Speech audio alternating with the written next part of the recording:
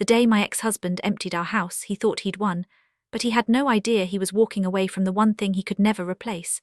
Before we begin, tell me in the comments where you're listening from today. And if stories like this touch your heart, please share your thoughts and pass it along to a friend who might need it. My name is Clara, and today I'm sharing the story of how my ex-husband took everything in our divorce, yet somehow still lost more than he ever realized. I remember the sound of his footsteps on the hardwood floor. Slow, confident, like a man who believed he was finally free. Each step echoed through the house we once called home. He was carrying a box filled with my photo frames, our wedding picture, a snapshot of our daughter on her first birthday, a faded Polaroid of us at the beach, laughing like life had promised us forever. He didn't look at me when he passed, just kept walking like I was another piece of furniture he'd already claimed. That's when I knew this wasn't just a divorce, this was a declaration of war. I stood by the window, arms crossed, watching him load the moving truck. The sky was a dull grey, like it couldn't decide whether to rain or hold its breath. My heart felt the same, somewhere between breaking and surviving. "You're really taking that too?" I asked, pointing to the old rocking chair. He shrugged. "It was in the house, it's mine now. That chair belonged to my grandmother." But I didn't say anything, I just watched, because sometimes silence is louder than begging. People say you never really know someone until you lose them. I learned that the hard way. The man I married, the one who used to warm my feet in bed and bring me coffee every morning, had turned into a stranger with cold eyes and a sharp pen. His name was Daniel. We met when I was 27, working as a receptionist at a small law firm. He was one of the junior associates. Smart, funny.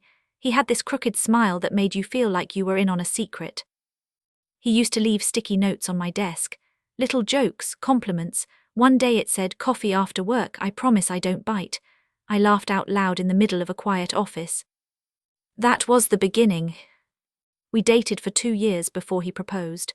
He got down on one knee at the same cafe where we had our first date. My hands were shaking. I said yes before he even finished asking. Back then, he looked at me like I was his whole world. We built a life slowly. A small house in the suburbs, beige walls, a backyard that never quite grew the grass right. Sunday pancakes, late-night movies, arguments about where to eat, normal stuff. When I got pregnant, he cried, real tears. He hugged my belly and whispered, "Thank you." Our daughter, Lily, changed everything. I stopped working to stay home with her. Daniel said it made sense. "We're a team," he told me. "I'll provide, you focus on her." I believed him. Those early years were exhausting but sweet. Diaper changes at 3 a.m., warm bottles, soft lullabies. Daniel would sometimes rock Lily to sleep and sing terribly off-key. I'd laugh from the hallway, covering my mouth. We weren't rich, but we were comfortable. I learned to stretch groceries. He worked long hours. Sometimes he came home late, smelling like office coffee and stress. But he always kissed my forehead. Until he didn't. It started subtly. He stopped asking about my day, stopped noticing when I cut my hair.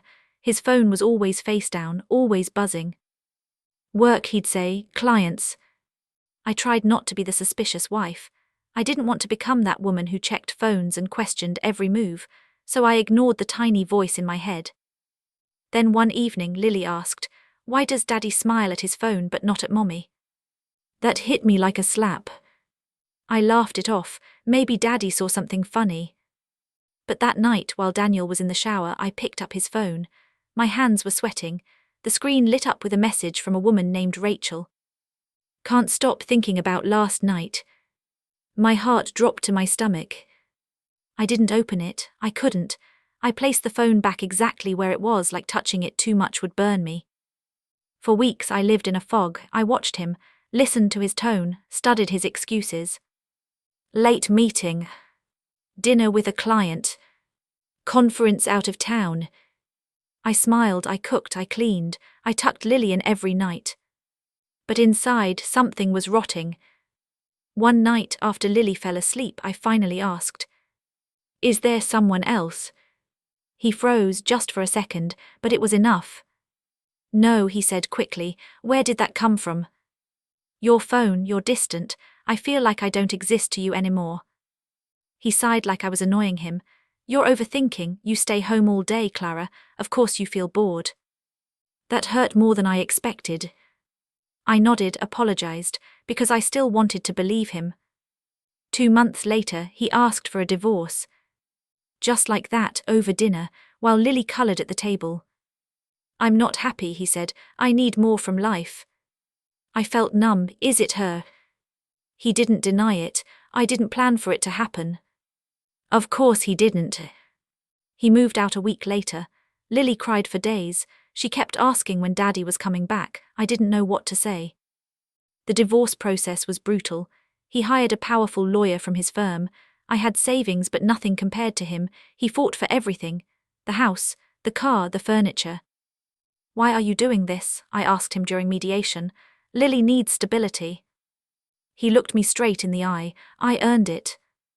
That's when I realized this man no longer cared about family, only about winning. He got the house. I had to move into a small apartment across town. Lily stayed with me most of the time, but he had visitation rights. He took the car too. I used the bus. Sometimes I walked Lily to school in the rain. People saw me struggling, but they didn't see the fire growing inside me.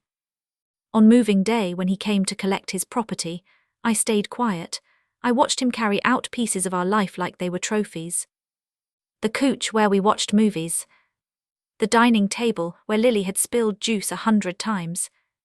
Even the blender I bought with my first paycheck. He took it all. Rachel waited in the truck. I saw her through the windshield. Pretty, younger than me, her hair was shiny. She didn't look guilty, just excited. That's strong. When he finished, he came inside one last time. You okay? He asked like we were old friends. I nodded, yeah. He didn't notice my shaking hands, didn't notice the framed photo still on the wall, Lily at 2 years old hugging me. He didn't see what he left behind. Or maybe he just didn't care. After he left, the house felt hollow, echoey, like it was holding its breath. I sank onto the floor and cried quietly, not because he took the furniture, not even because he cheated. But because I finally understood. He never valued what truly mattered. I wiped my tears and stood up. I had a child to raise, a life to rebuild. That night I tucked Lily into bed. She looked up at me with her big brown eyes. Mommy, Daddy doesn't love us anymore. My throat tightened. Daddy loves you, sometimes grown-ups make mistakes. She nodded slowly. But you're not leaving, right? Never, I whispered. And I meant it. That was the moment I stopped mourning the man I lost and started becoming the woman I needed to be. I didn't know it yet, but Daniel hadn't really taken everything. Not even close. After Daniel took the last box, the house felt like a shell. I could hear every creak in the floor, every hum from the refrigerator, every lonely echo bouncing off the walls. It was like the silence was screaming at me. I packed what little he left behind into trash bags, clothes he didn't want, old toys Lily had outgrown, a chipped mug that said, "World's Best Dad." That one hurt. I wrapped it carefully and placed it in a box marked Memories, then pushed it to the back of the closet. The move to the apartment happened fast. A friend from church, Marissa, helped me. She brought her teenage son to carry boxes. The place was small, 2 bedrooms, beige carpet, a view of the parking lot instead of a backyard. It's cozy, she said, trying to smile for me. It's enough, I replied. Because it had to be. Lily adjusted better than I expected. Kids are resilient in ways adults aren't. She arranged her stuffed animals on the bed like soldiers.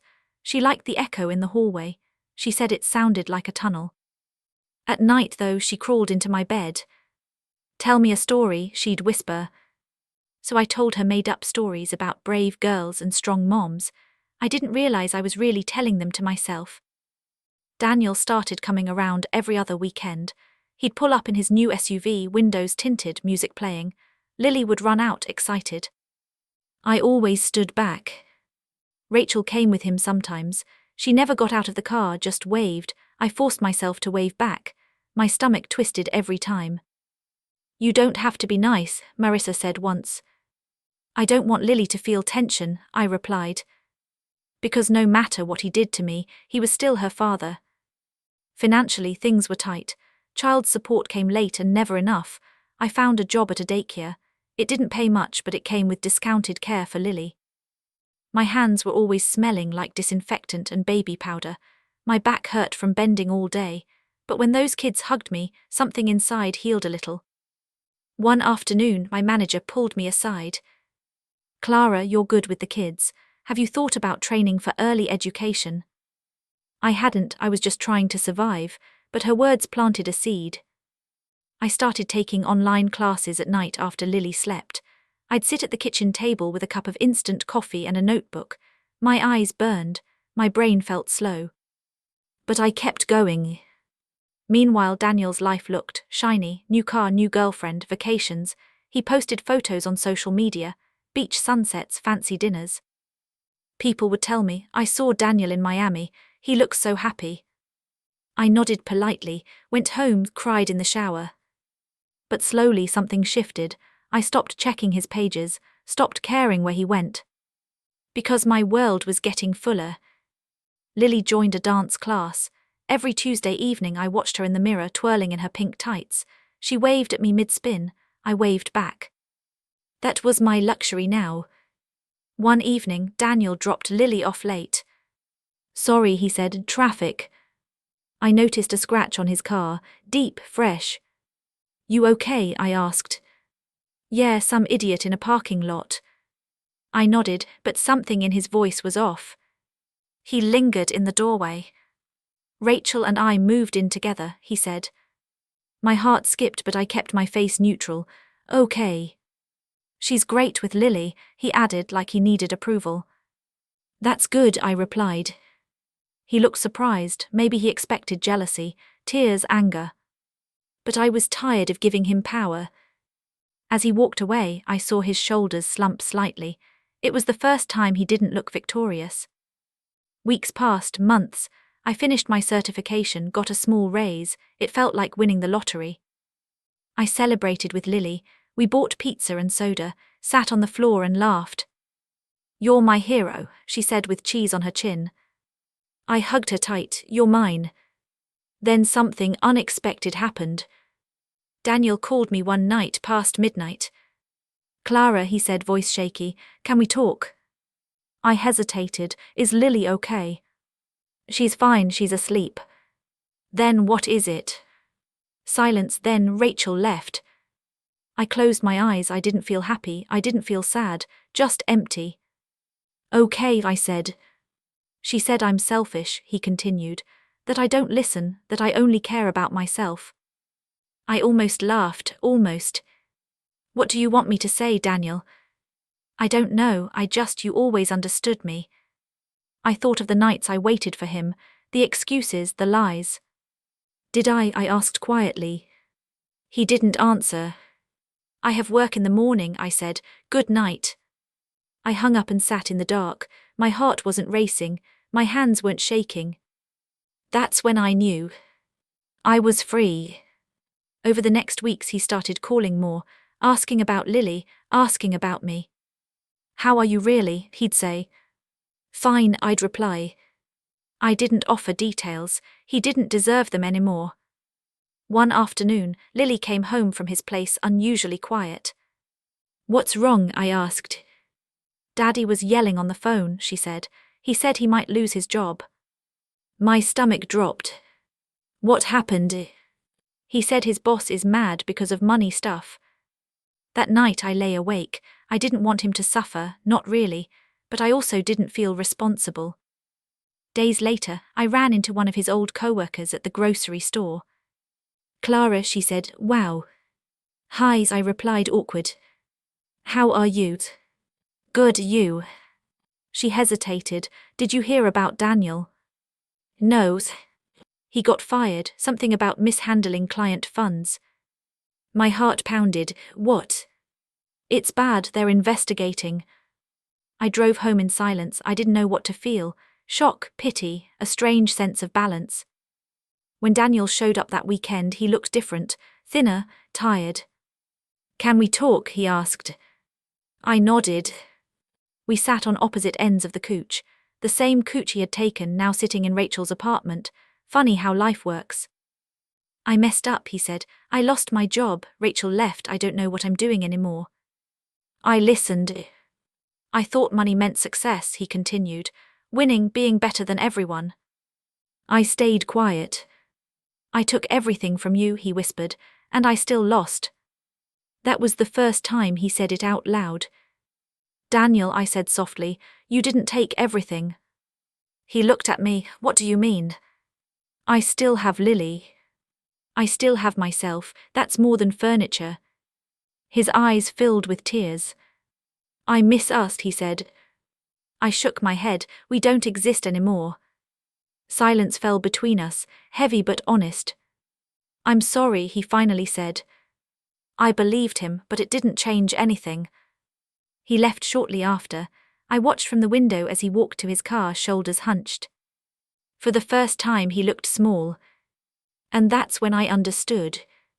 He had taken the house, the car, the things. But he had lost the only thing that mattered. Trust. After Daniel left that evening, I stood by the window long after his car disappeared down the street.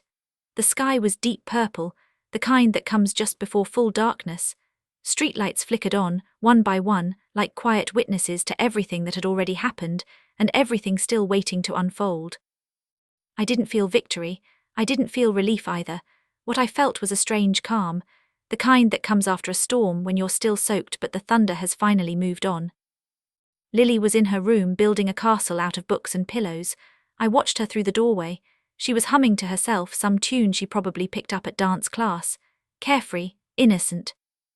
I wondered how much she noticed, how much she understood. That night, after she fell asleep, I opened my laptop and continued my coursework, but my mind kept drifting back to Daniel's words. I took everything from you and I still lost. For years I thought I was the one who lost. The marriage, the house, the life I imagined, but hearing him admit it out loud shifted something inside me. I wasn't broken anymore, I was rebuilding. A few weeks later, Daniel started cancelling his weekends with Lily. Something came up, he'd text, can we switch? At first I said yes, because I didn't want Lily to feel unwanted. But after the third time she noticed. Does Daddy not want me anymore? She asked, sitting on the couch with her knees pulled to her chest. My heart cracked. Of course he wants you, he's just dealing with grown-up problems. She nodded, but her eyes stayed sad. I sent Daniel a long message that night. You can't keep doing this. Lily waits for you. She gets excited, then you disappear. If you're struggling, tell me, but don't hurt her. He replied hours later. I'm sorry, I'm trying. Everything is falling apart. I stared at the screen. Part of me wanted to comfort him. The old me would have rushed in, fixed things, made excuses. But that woman didn't exist anymore. Get help, I wrote, for her sake. He didn't respond. Life kept moving. My job at the daycare turned into a full-time teaching position. My classroom smelled like crayons and apple juice. I learned every child's favorite color, every fear, every little dream. I came home tired but fulfilled. Lily started sleeping through the night again. She stopped crawling into my bed. That hurt a little, but I knew it meant she was growing. One Saturday we baked cookies, the kitchen filled with sugar and vanilla. She got flour all over her face. Mommy, she laughed, you look like a ghost. I chased her around the apartment, both of us giggling. That was my happiness now. One afternoon, I got a call from an unknown number. Clara, a woman's voice said, Yes, this is Rachel. My stomach tightened. Okay. I wanted to apologize. I leaned against the counter. For what? For everything. I didn't know about you at first. He said you were already separated. I found out later. I should have walked away. I didn't speak. He's not who I thought he was, she continued. He lies, he manipulates, he makes you feel small. I swallowed. I know. I left because I saw what he did to you, and I didn't want that to be me. Silence hung between us. I'm not calling to be friends, she said quickly. I needed to say I'm sorry. Thank you, I replied. I hope you find peace. After the call I sat down. My hands were shaking. It was strange, hearing my pain reflected through someone else's eyes. I thought about Daniel, about patterns. about how people don't change unless they really want to. A few days later, Daniel showed up unannounced. "Can I come in?" he asked. I hesitated but stepped aside. He looked worse, unshaven, wrinkled clothes, his eyes were tired. "I messed up again," he said, sitting down heavily. "I spent my savings. I thought I'd find a new job fast." I didn't say anything. "They're investigating me, Clara. I might lose my license." I finally looked at him. "You need a lawyer." "I know, I can't afford one." I felt something twist in my chest. Not love, not anger, just history. "I can't fix this for you," I said quietly. "I'm not asking you to," he replied. I don't know where to go." I thought of the night he took everything, of Rachel in the truck, of Lily crying. "You need to be strong," I said, "for your daughter." He rubbed his face. "I don't know how." I almost laughed, almost. "You figure it out," I said, "just like I did." He left an hour later. I felt drained, like I'd carried his weight again for a moment and quickly dropped it. That night Lily asked, "Why was Daddy sad today?" "He's going through a hard time," I said. "Can we help him?" Her heart was too big. "We can love him," I replied. "That's all we can do." Weeks passed. Daniel disappeared again. No calls, no visits. I stopped chasing, I stopped reminding. Then one evening Marissa called. "Have you heard?" she asked. "Heard what?" "Daniel got arrested." My legs went weak. "What?" "Fraud charges. He tried to move money before the investigation." I sat down hard on the couch. "He's in trouble," she said, "big trouble." After I hung up, I stared at the wall. My mind raced. I didn't feel joy. I didn't feel satisfaction. I felt sad. For him, for Lily, for the man he could have been. A few days later, his sister, Emily, came to see me. She looked exhausted, dark circles under her eyes. "He asked me to talk to you," she said. "About what?" "Lily, he's scared he'll lose her." "He already is," I replied softly. Emily sighed. "He's in denial, but I see it. He destroyed everything." She paused. "I always liked you, Clara. You deserved better." Tears welled in my eyes. "Thank you." "He wants to apologize properly," she continued. "Would you consider seeing him?" I thought for a long moment. "For Lily," I said, "not for him." We met at a small cafe, neutral ground, public. Daniel walked in slowly, like an old man. He sat across from me. "Thank you for coming." "I'm here for our daughter," I said. He nodded. "I know." He took a deep breath. "I'm sorry, Clara, for everything. I hurt you, I betrayed you, I took what I didn't deserve." I listened. "I was selfish. I thought I was better than you, than everyone. I was wrong." His voice broke. "I lost my job, my money, my reputation." I didn't interrupt. "But the worst part," he whispered, "is losing my family." Tears rolled down his cheeks, real ones. "I don't expect forgiveness," he said. "I just want Lily to know I love her." I leaned forward, "Then show her, not with words, with actions." He nodded. "I want to change." "I hope you do," I replied honestly. We sat in silence for a moment. "You're strong," he said quietly, "stronger than me." I gave a small smile. I had to be. When we left, I felt lighter, not because he suffered, but because I finally spoke my truth. I didn't need revenge. Life had already handled that. Back home, Lily hugged me tight. "Did you see Daddy?" she asked. "Yes." "Is he okay?" "He's trying," I said, "just like all of us." She smiled and ran off to play. I watched her go, my heart full. And for the first time I truly believed this. Daniel didn't understand what he left behind. He left behind love. And love always finds a way to grow again. After that cafe meeting, I thought things might finally settle, not become perfect but at least calmer, like the sea after a storm, still moving, still unpredictable but not violent anymore. For a while Daniel actually tried. He started showing up on time to see Lily. He brought small gifts, a colouring book, a stuffed bear from a gas station, nothing fancy, but it wasn't about the money anymore. It was effort.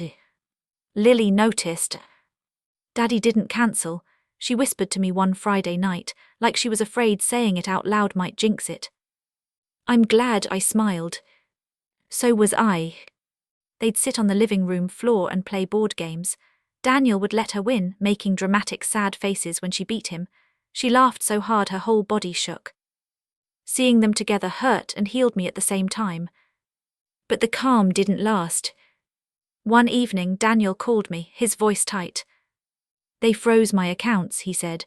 I can't pay child support this month. I closed my eyes. Daniel, Lily needs that money. I know, I swear I'll make it up. I wanted to scream. I wanted to remind him of all the things he took, but instead I said, figure it out. After I hung up, I sat at the kitchen table staring at the bills. Rent, electricity, groceries, dance class fees. I pulled out my calculator and started adding numbers. My hands were steady, but my heart was tired. That night, Lily noticed my silence. Are you sad? She asked. Just thinking, I replied. About money? She asked softly. I looked at her. Why do you say that? Daddy talks about money a lot, she said. He says it's bad. I hugged her. We're okay, sweetheart, we always find a way. And I meant it. The next week, my manager offered me extra hours. You're doing great, she said. We need someone to help train new staff. I almost cried. Thank you. I started working longer days. My feet hurt, my back ached, but my spirit felt strong. At night I studied again. I wanted to move up. I wanted security. I didn't want to depend on Daniel ever again. One afternoon, I ran into him at the school pickup. He looked embarrassed. Hey. Hayes. Lily ran to him. Daddy. He lifted her up, smiling, but I could see the stress in his eyes. Can we talk? He asked me quietly. We walked a few steps away. I might have to move, he said. I can't afford my place. Where will you go? My sister offered her cooch. I nodded. That's good. He swallowed. I feel like such a failure. I looked at him. Failure isn't falling, Daniel. It's refusing to stand back up. He nodded slowly. You always say things like that. I had to learn, I replied. He watched Lily playing with her friends. You're doing great, he said. I see it. Thank you, I replied. It felt strange, getting validation from the man who once tore me apart. Weeks later, Lily came home quiet again. What happened? I asked. Daddy was crying, she whispered. He said he's sorry for everything. My heart squeezed. What did you say? I hugged him, she said, because you said love helps. Tears filled my eyes. You're very wise. That night I sat alone on the balcony. The air was cool. Cars passed below, headlights glowing like moving stars. I thought about Daniel, about me, about how different our paths were now. I didn't hate him anymore. I didn't love him either. I just accepted. One Sunday, Emily called me. Clara, can you talk? Of course. Daniel got offered a job, she said, not as a lawyer in sales. That's good, I replied. He's embarrassed, she sighed, but I think it's healthy. I agree, I said. He also wants to pay you back slowly. That would help, I replied honestly. He knows he doesn't deserve your kindness. I paused. This isn't kindness, it's responsibility. She laughed softly. You're strong, Clara. I hung up and stared at my reflection in the dark window. Strong. I never wanted to be strong, I just wanted to be loved. But sometimes, strength is what love turns into when it gets hurt. Months passed. Daniel started working again. He paid what he could, not much but something. He became more present with Lily. He listened to her stories. He attended her dance recital, clapping louder than anyone. I watched from the back, my heart warm. After the show, Lily ran to me. Did you see me? You were amazing, I smiled. Daniel stood beside us. She gets that from you. I shrugged. She's her own person. He nodded. I know. We stood there awkwardly, like two people who shared a past but now lived in different worlds. "Thank you," he said suddenly. "For what?" "For not poisoning her against me." I looked at him. "She deserves love from both parents." He swallowed. "I don't deserve you." "I know," I replied softly. But there was no bitterness in my voice. One night after Lily fell asleep, I went through old boxes. I found our wedding album. I sat on the floor flipping through the pages. Young faces, hopeful smiles. We looked happy. And we were. I realized something then. Just because it ended badly doesn't mean it started wrong. People change, life changes. It doesn't erase the good. I closed the album and placed it back. I wasn't angry anymore. I was grateful. Grateful I got out. Grateful I learned. Grateful I didn't become bitter.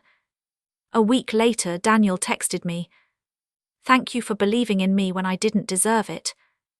I stared at the screen for a long time. Then I replied, "I didn't do it for you, I did it for Lily, and for myself." He responded with a heart emoji. I smiled slightly. Life was strange like that. You don't always get the ending you want. But sometimes you get the ending you need. Life settled into a new rhythm after that. Not perfect, not easy, but steady. And for someone who once lived in emotional chaos, steady felt like a gift. My mornings started before sunrise. The alarm buzzed softly and I'd slip out of bed so I wouldn't wake Lily. I made coffee. Packed her lunch, checked my lesson plans for the daycare. The smell of toast filled the kitchen, warm and comforting. Sometimes I stood there a second longer, just breathing it in, grateful for the quiet. Lily would shuffle in, hair wild, eyes half closed. "Morning, sleepyhead," I'd say. "Morning, Mummy," she'd mumble. Those small moments mattered more than anything Daniel had ever taken. Work became my safe place. The children, they trusted me. They ran into my arms every morning. They cried when I was late. They told me secrets about monsters under their beds and dreams of becoming astronauts.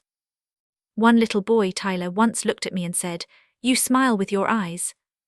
That stuck with me. Because for a long time I didn't. One afternoon, my manager called me into her office. "We're opening another classroom," she said.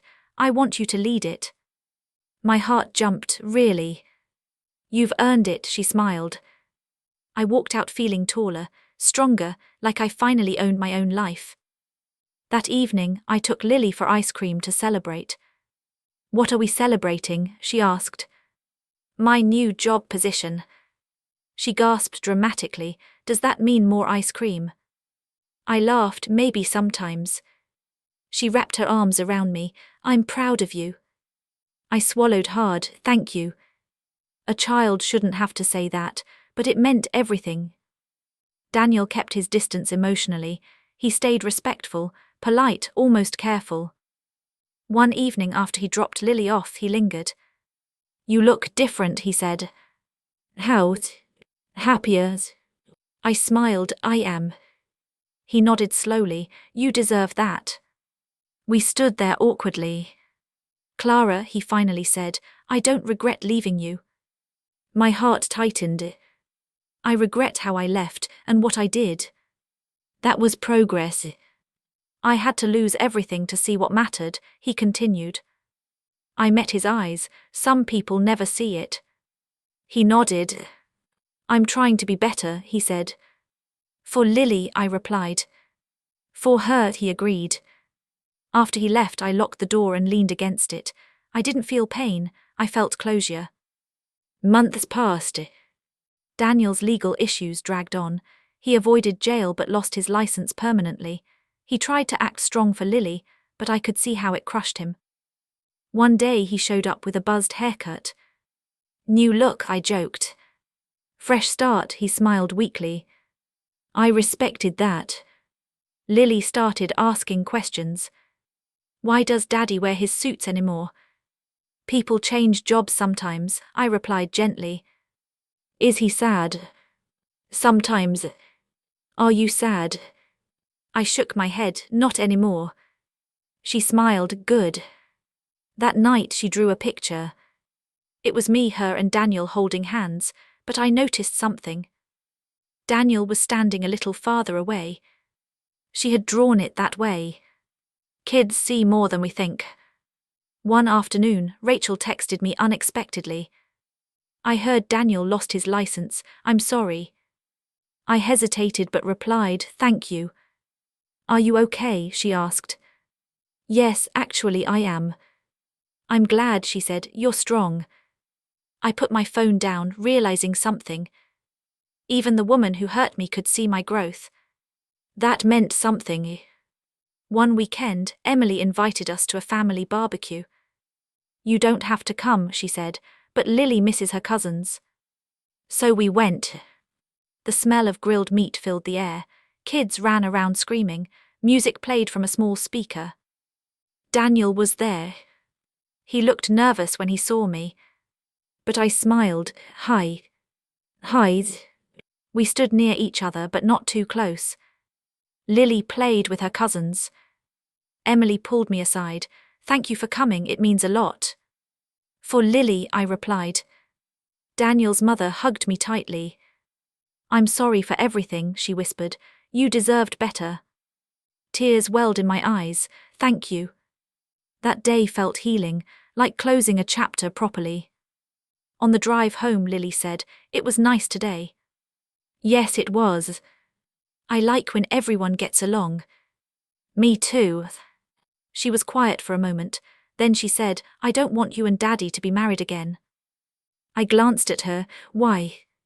Because you're happier now. My throat tightened. I am. And Daddy needs to learn, she added seriously. I almost laughed. You're very wise. I learned from you, she smiled. That night after she slept, I sat alone and thought about the woman I used to be. The one who begged. The one who doubted herself. The one who thought love meant sacrifice. I didn't recognize her anymore. And that felt good. Daniel called me a few days later. I'm starting therapy, he said. That's good, I replied sincerely. I should have done it years ago. Yes, I agreed. I'm trying to understand why I hurt people. That's important. He paused. Do you ever miss us? I took a breath. I miss who we used to be, not who we became. He sighed. I understand. Do you? I asked softly. Yes, he replied. Too late. We said goodbye. And I didn't feel anything heavy after. That's when I knew. I had truly moved on. I wasn't surviving anymore. I was living. By the time autumn rolled in, life felt fuller in ways I never imagined it could. The trees outside our apartment turned gold and orange, leaves drifting down like quiet goodbyes to summer. Lily loved kicking them into piles, laughing every time they scattered. Mommy, look, I made a leaf castle, she shouted one afternoon. I watched her, my hands wrapped around a warm cup of tea. In those moments I didn't think about the past, I didn't think about Daniel, I thought about now, about the simple joy of being present. Work was going well. I had my own classroom now, decorated with bright posters and handmade art. Parents trusted me, kids hugged me, I felt valued. One morning my manager stopped by. Clara, there's a parent who wants to meet you, she said. Did I do something wrong? I joked nervously. She laughed. No, quite the opposite. It was Tyler's mother, the little boy who once told me I smiled with my eyes. She shook my hand warmly. Thank you for everything you do, Tyler talks about you non-stop. I smiled. He's a sweetheart. He's been through a lot, she said softly. His dad left last year. My heart softened. That's hard. But you help him, she continued. He feels safe here. Her words stayed with me all day. Safety. That's what I wanted to give Lily too. A safe heart, a safe home. That evening, Daniel called. I got a new place, he said, just a small studio. That's good, I replied. I want Lily to see it, he added. I want her to know I'm trying. That's fair, I said, take it slow. He agreed. A week later, he picked Lily up. She came back excited. "Mommy, Daddy's house is tiny," she giggled, "but he made me a bed." "That's sweet," I smiled. "And he cooked," she added. "It tasted funny." I laughed, at least he tried. Daniel texted me later. She said my food was weird. I replied, "Kids are honest." He sent a laughing emoji. That felt normal. One afternoon, as I was walking Lily home from school, she asked, "Mommy, will you ever get married again?" The question caught me off guard. "I don't know," I replied honestly. "Why?" "Because if you do, I want him to be nice." I smiled. "That's important." "And not shout," she added. "Yes." "And not lie," she continued. I stopped walking and knelt in front of her. "You're right," I said. "Those things matter." She hugged me. "I don't want you to be sad again." I held her tight. "I won't be." Later that night I thought about it. Would I ever love again? I didn't know. But for the first time, I wasn't scared of being alone. Being alone had taught me who I was. Daniel continued therapy. Emily told me he was finally opening up about his childhood, his need to prove himself, his fear of being insignificant. It made sense. Pain creates pain. But understanding didn't mean excusing. One evening, Daniel asked if we could have coffee. "For Lily?" I asked. "For closure," he replied. We met at a quiet cafe. He looked healthier, cleaner, more grounded. "I've been thinking," he said, "about everything." I listened. "I treated you like a safety net," he admitted. "I knew you'd always be there." I didn't respond. "And when I thought I didn't need you anymore, I walked away," he continued. "I know," I said. "I see now how wrong that was." Silence. "I'm not asking for forgiveness," he added quickly. "I just want to say it out loud." "I appreciate that," I replied.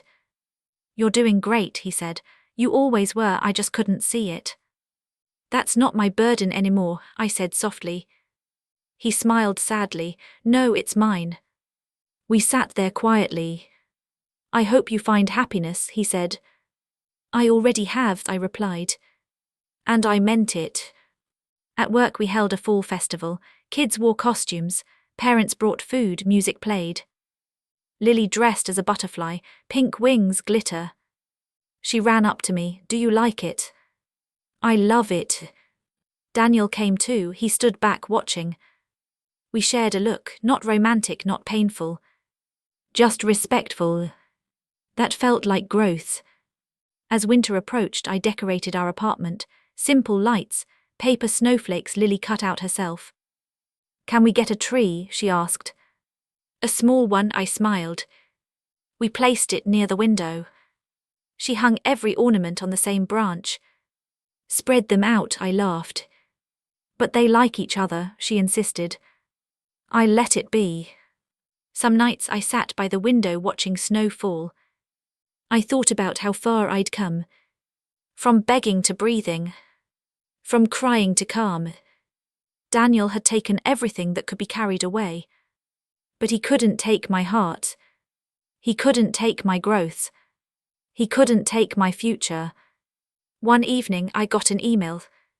It was from a community college. I had been accepted into a part-time degree program in early childhood education. I gasped. Lily ran over. "What happened?" "I got in," I whispered. She jumped up and down. "You're going to be a big teacher." I hugged her. "I already am." We celebrated with hot chocolate. That night after she slept, I cried quietly. Not from pain. From pride. Because I did this. On my own. Without him. And I was okay. Actually, I was better. Winter came in quietly that year. Soft mornings, fog on the windows. Lily pressed her nose against the glass every day, hopping for snow. One morning it finally happened. "Mommy, it's white outside," she screamed. I rushed in, still half asleep. Snow covered the cars, the sidewalk, the trees. Everything looked clean, fresh. We bundled up and went outside. Lily made tiny snow angels. Her laugh filled the air. I watched her and felt something deep in my chest. Peace. Not the loud kind, the gentle kind that settles in slowly and stays. That afternoon, Daniel called. Did it snow there? He asked. Yes, I replied. Can I take Lily to the park? Of course. When he dropped her off later, her cheeks were red from the cold. Daddy slipped, she laughed. He smiled. She made fun of me the whole time. I laughed too. We stood there for a moment. I got good news, he said. I paid off part of what I owe you. That helps, I replied honestly. I'm saving, he added, trying to be responsible. I'm glad. He hesitated. You know, I still think about that day. Which day? I asked. The day I emptied the house. My stomach tightened slightly. I thought I was winning, he continued. I felt powerful. I didn't speak. But now I see how small I was. I looked at him. Why are you telling me this now? Because I finally understand what I left behind, he said quietly. I crossed my arms. And what was that? Family, he replied. Real love, stability, you. His voice broke. I didn't know how rare that was. I stayed silent. You built something beautiful, he continued, even after I broke it. I looked down at my hands. I had to. For Lily, he nodded. For me, I corrected. He smiled sadly. You were always stronger than me. I wasn't, I replied. I just had no choice. We stood there in silence. I'm glad you're happy, he finally said. Thank you. And for the first time I believed him. After he left, I went inside and made tea. The kettle whistled. The apartment felt warm. I thought about the woman I was when he walked out. Lost, confused, scared. And the woman I was now. Calm, steady, confident. That version of me would have surprised the old me. Spring came slowly. Flowers pushed through the cold ground. Lily collected them and brought them home. For you, she said, handing me a handful of weeds and tiny yellow flowers. They're perfect, I smiled. School ended, summer was coming. I signed Lily up for a day camp. Will you miss me? She asked. Every minute, I laughed. But I loved watching her grow, become independent. Daniel stayed consistent. Therapy helped him. He stopped blaming everyone else. One evening he called me. I want to say something, he said. Okays. I used to think money was everything, power, control. Yes, I replied. But now I see what real wealth is, he continued. What's that? Time with my daughter, being present, being honest. I smiled slightly. That's growth. Too late, he said softly. Not for Lily, I replied. He was quiet. Thank you for never turning her against me. She didn't deserve that, I said. He sighed. You're a good mother. I closed my eyes. I try. That night Lily asked me, do you still love Daddy? I thought for a moment. I care about him, I said, but I don't love him the way I used to. Is that okay? She asked. Yes, I smiled. Love can change. Like seasons, she asked. Exactly like seasons. She nodded thoughtfully. And Mommy, she asked, do you love yourself? The question hit me. I swallowed. I'm learning. She hugged me. You should. I held her tight. Because she was right. One Saturday, I ran into Daniel's old friend at the store. Clara, he said, wow, you look great. Thank you. I heard what happened to Daniel, he continued. Crazy. Yes, I replied. You were always too good for him, he added. I smiled politely. We both made mistakes. He looked surprised. You're very graceful. I shrugged. Holding anger is heavy. And I was tired of carrying heavy things. At work I started my degree program. Night classes, papers, stress. But I loved it. Learning felt empowering. One night while studying, Lily brought me a blanket. "You look tired," she said. "Thank you," I smiled. She sat beside me. "I'll study too." "What will you study?" I laughed. "Being nice," she said seriously. My heart melted. Summer arrived. We went to the beach. I watched Lily run into the water, screaming with joy. I sat on a towel, feeling the sun on my skin. I thought about everything I lost. And everything I gained. Daniel had taken the house, the car, the furniture. But he couldn't take my strength. He couldn't take my growth. He couldn't take my future. One evening, Daniel asked if he could join us for dinner. For Lily, he added quickly. I agreed. We cooked pasta together. It felt awkward but okay. Lily talked non-stop about camp. Daniel listened, really listened. After dinner, he helped clean up. "Thank you," I said. "For what?" "For trying." He smiled. "I owe you." "You don't," I replied. "Just be there for her." He nodded, "Always." When he left, Lily hugged him. "Bye, Daddy." "Bye, Princess." She closed the door and looked at me. "Mommy, I'm glad you're not sad anymore." I smiled, "Me too." That night I sat alone and reflected. Daniel thought he took everything. But he never understood what he left behind. He left behind a woman who would rise. A daughter who would thrive. A love that would grow stronger, not weaker. And sometimes, losing everything is how you finally find yourself. If you're still here with me, thank you for listening to my story. I shared it not because it was easy, but because I know someone out there is standing in the middle of their own heartbreak right now, wondering if they'll ever feel whole again. I thought losing my marriage meant losing my worth. I thought my ex-husband taking everything meant I had nothing left. But life taught me something powerful. People can take your house, your money, your plans, but they can never take your growth, your healing, or your strength unless you give it away. I rebuilt my life one quiet moment at a time, packing lunches, helping with homework, studying late at night, learning to breathe again, and somewhere along the way I found myself, a stronger version, a calmer version, a woman who no longer begged to be loved. So let me ask you something from the heart. If you were in my place, would you have chosen to rise, or would you have stayed stuck in the pain? Tell me in the comments. I truly want to hear your thoughts. And if this story touched you, please share it with someone who needs hope today. You never know whose life you might change with a single story. Thank you for listening. Stay strong, stay kind, and never forget your worth.